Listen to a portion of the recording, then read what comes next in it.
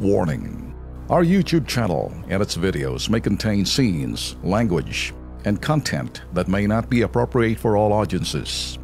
These videos include surveillance footage, undercover pursuit of suspects, actual police and rescue operations, and fearless confrontations. If you do not approve of the content, please do not watch our videos. If you wish to continue, we strongly advise that you proceed with caution. Viewers' discretion is advised. Kasama natin sa studio ngayon si Louie Lim, kapatid siya ng aksidenteng si Alvin Lim.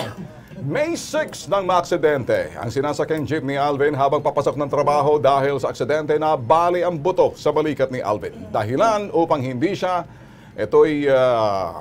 makapagtrabaho. Nangako naman ang Lungsod Silangan Transport Service and Multipurpose Cooperative, ang Transport Association kung saan miyembro ng jeep na nakasagasa kay Alvin, nababayaran ng gasto sa ospital, pero nang magbabayaran na, pinipilit muna raw siyang asosasyon ng pamilya ni Alvin pumirma ng Affidavit of Desistance. Hanggang sa ngayon ay hindi pa rin makalabas sa ospital si Alvin. Okay, kausapin natin ang pinsan ni Alvin.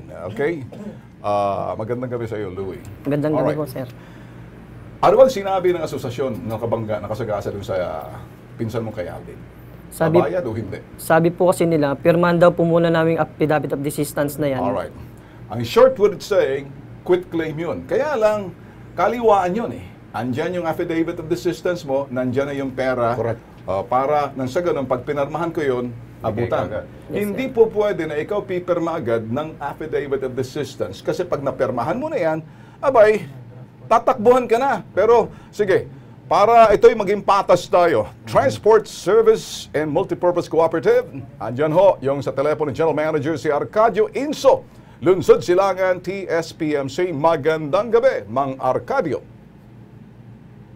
Sir Arcadio Inso, General Manager, Lungsod ng Silangan. Magandang gabi ho sa inyo. Yes, sir. Magandang gabi po. Okay. Sir, ano ho to? Babayad ho ba kayo dito sa lumapit ho sa amin nung kay Alvin ang sagasaan? Kasi parang may kondisyon kayo, perma muna bago bayad.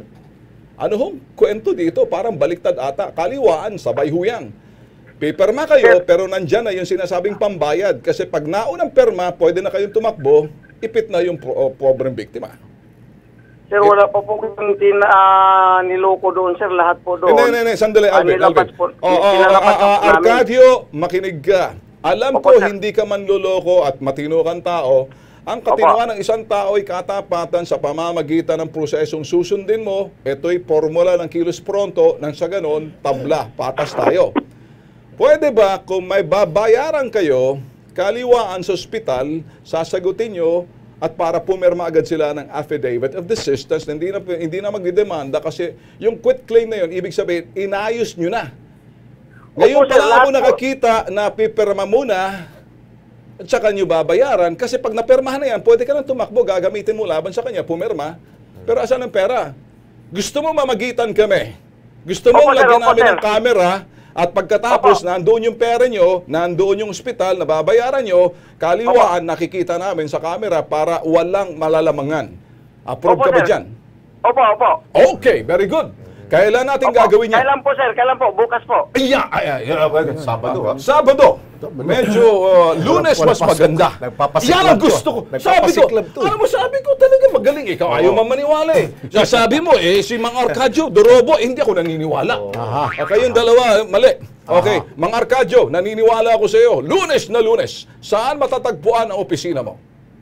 Dito po, sir, sa 25 Marcos Highway, West Camias, Barangay Santa Cruz, Antipolo City. Ayun, nakikita ko pa lang sa kinaloroonan ninyo, talagang tapat ka. Sigurado, yung lugar hindi para Dorobo. Pero may worry lang ako Okay, sige. Pag pumirma itong si Alvin, si Louie, problema ng Erwin at Ben, yung ginasto sa ospital, yun lang babayaran na nila. Paano yung gamot? May pilay eh. Kamot, pilay at... matagal yun. Matagal na gamutan yun. Hindi pwede. Okay. Magkano ho bang... Pati bawon daw mukha nun. Alright. Magkano ho bang inyong parang ito'y settlement or sinasabing desistance, ibig sabihin, nagkakasundo kayo. Ano yung inaalok ninyo dito sa pamilya ng nasagasaan ng inyong kooperatiba, Jeep? Ano, magkano raw ho? Kasi magkano ang utang sa ospital? Ang sa ngayon po, sir, lahat po ng ginastos nila doon po or ang babayaran po sa ospital, babayaran po namin. O yun. Kanino babayad? Sa ospital, sa kanila?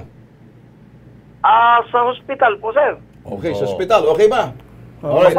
So, lahat na babayaran, ospital, gamot, doktor, at yung kanyang room ng air condition, may dessert, may ice cream, kompleto. Alam mo niyo, parang 5-star hotel. Ang tanong ko dyan, Mang Arcadio, si Erwin Tulfo, ito, Mang Arcadio, ano? Yes, sir. Yes, sir. Opo. Sir, alright, sabihin na natin, alam mo, pag nakadisgrasya talaga, mabigat ho talaga na pasanin yan, ano? Yan. Ang tanong, ang gustong malaman natin, at itong iniiwasan ng karamihan, Tolben, akala ng karamihan, pag nakasagasa sila, tapos na pag nabayar ang ospital. Sir, kung may pamilya yung tao, paano naman? Alahog kikitain, magpapagaling siya ng ilang linggo, sino sasagot? Sasagutin niyo ba, sir, yung kanyang pagiging yung disability, yung walang kita, Mr. Arcadio? Medyo natahimik si Arcadio. Sir, Okay, sige. Okay, sige. Ako tatayo na abogado sa iyo, Mang Arcadio. Sandali, Mang Arcadio. Ito na. Okay. Siguraduhin mo muna bayaran yung ospital, gamot at saka kwarto. Sigurado tayo riyan. Okay? Opo, sigurado po yan. Okay. Magkano ang halaga na babayaran mo na parang medyo doon sa ospital? Alam mo, mahal yung doktor. Kilala ko yung mga doktor doon eh. May Dr. Erwin, may Dr. Biro lang. Okay. Magkano babayaran ninyo? Kasi affidavit of desistance, may halaga dyan. Wala kayong nakasulat na halaga. Sir, kung magkano po yung bill na hospital, sir, Ayun bukas po, babayaran namin. Ayun ang magandang tanong. O siyempre, yung sa ospital, yung doktor, yung kwarto, yung mga gamot, sagutin nyo yun. Okay? Paano pag sinabing 50,000? Sila yun, hindi kami. Hospital yun, doon ang resibo. Tama? Opo. Parang ngayon, yun ay ano lamang paggamot. Ngayon, may karapatan itong biktima na magdemanda ng sibil at magdemanda ng kriminal para naman doon sa danyos. Iba pa yun. Iba pa yung danyos. Okay, iba natin yung sinasabing sasagutin niyo sa ospital. Maging malinaw tayo kasi marami nanonood, nakikinig sa atin at para malaman mo, hindi kayo ligtas sa pamamagitan ng sinasabing desistance sa medical. Ngayon naman, yung sinasabi naman, loss of income, ito'y danyos naman, ibang usapan yon. May nakakasang kriminal. Bayad perwisyo.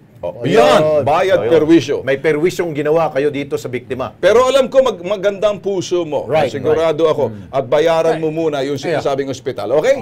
Kaya, Mga Arcadio. Yes, sir. Kaya hindi nga kami nagagalit sa'yo. Relax lang. Kung nagmatigas ka kanina, napagalitan ka. Pero very good. Bayaran mo muna. Tsaka na natin pag-usapan yung danyos perwisyos. Ano, Mga Arcadio? Yeah, sir. Sir, para may claim ko rin siya PAMI yan, sir, sa Passengers Accident Management Insurance. Yun, may insurance. Okay. Pwede yun. Alam mo sa accident insurance, tuturuan kita, Mga Arcadio, yan ba'y may third-party liability? Yan ba'y covered doon sa sinasabing, loss of limb? Magkano maximum? Sa insurance niyo yun. Abutin ba ng mga 75,000, pati pagpapagaling? Siguro yung danyos na yun, magagaling sa insurance, iaabot nyo, isa-sign nyo doon sa sinasabing biktima. Nakuha niyo ba? Kasi hindi nanggagaling sa inyong pera, sa insurance yan. Linawin natin. Di ba, Mga Arcadio? Kasasabi mo lang. Opo. Alright, okay. Kasi malapit na magalit si Tol Erwin. Si Alex, medyo, iba na. Okay, maging malinaw. Hindi sa iyo yung pera, galing sa insurance yan. Malinaw, Mga Arcadio? Naku, nagtahulan na naman. Mga Arcadio, baka may akyat bahay dyan. Ayusin mo muna. Okay, Mga Arcadio, pupunta na kami. Alam na namin yung address na pupuntahan nyo sa Lunes, okay? So, kaya lang, sir, hintayin ko kayo. Bukas ba, sir? Bukas? Wag naman bukas. Sabado bukas. Ikaw naman. Mga Arcadio, may mga pamilya, yung mga tao. Siyempre, maliligo pa ako bukas. Tsaka Mother's Day. Mother's Day. Mga Arcadio naman. Ano lang ko, sir? Kasama dahil Lunes.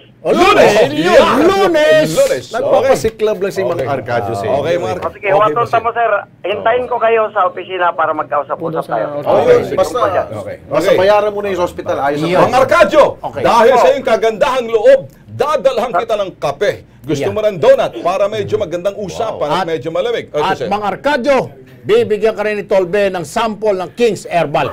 Yan. Para medyo bababa yung blood pressure. Tama. Ayan. Makikita mo ang misteryo na may hiwaga. Ang dating, Yan. okay? Importante yan Okay. sa mga jeepney drivers. Yan. Salamat, Mang Arcadio, at nakausap namin matinong tao kapareho mo. Sana dumami pang lahi mo sa mundong ito. Okay? Mang Sige, Arcadio? sir.